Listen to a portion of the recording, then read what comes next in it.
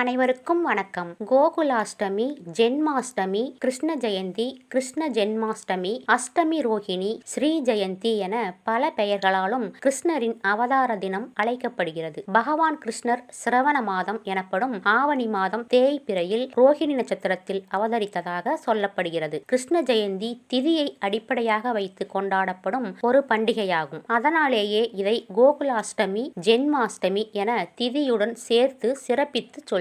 கிருஷ்ண ஜெயந்தி தினத்தில் பகவான் கிருஷ்ணர் நம் வீட்டிற்கு வந்து அருள் பாலிப்பதே கோகுலாஷ்டமியின் முக்கிய அம்சமாக பார்க்கப்படுகிறது. கிருஷ்ண ஜெயந்தி தினத்தன்று அதிகாலையிலேயே வீட்டினை சுத்தம் செய்து அரிசி மாவினால் கோலமிட வேண்டும். மாவிலை தோரணங்கள் கட்ட வேண்டும். பூஜை அறையை சுத்தம் செய்து பூக்களினால் அலங்காரம் செய்ய வேண்டும். பிறகு வீட்டின் நுழைவாயிலில் குழந்தை நடந்து வந்தது போன்ற பாதச்சுவட்டினை அரிசி மாவினால் பதிய செய்ய வேண்டும். குழந்தையின் கால் தடங்களை வீட்டு வாசலில் இருந்து பூஜை அறை வரை பதிக்க வேண்டும். இவ்வாறு செய்வதால் அந்த ஆளிலை கிருஷ்ணன் தனது பிஞ்சு பாதங்களால் அடிமேல் அடி வைத்து வீட்டுக்குள் தத்தி தத்தி நடந்து வருவதாக ஐதீகம். பிறகு கிருஷ்ணர் சிலை அல்லது படத்திற்கு பூக்களால் அலங்காரம் செய்ய வேண்டும். அதில் துளசி இருந்தால் மிகவும் சிறப்பு. பிறகு கிருஷ்ணருக்கு பிடித்த தயிர், வெண்ணெய், அவல் கண்டிப்பாக வைக்க வேண்டும். சீடை, முறுக்கு, லட்டு போன்ற இனிப்பு உணவுகளையும் வைக்க வேண்டும். முடிந்த அளவு பூஜையை மாலை 6 மணி முதல் 7 மணிக்குள் செய்வது சிறப்பு. கிருஷ்ண ஜெயந்தி அன்று பகவான் கிருஷ்ணரை வழிபடுவதால் அவரின்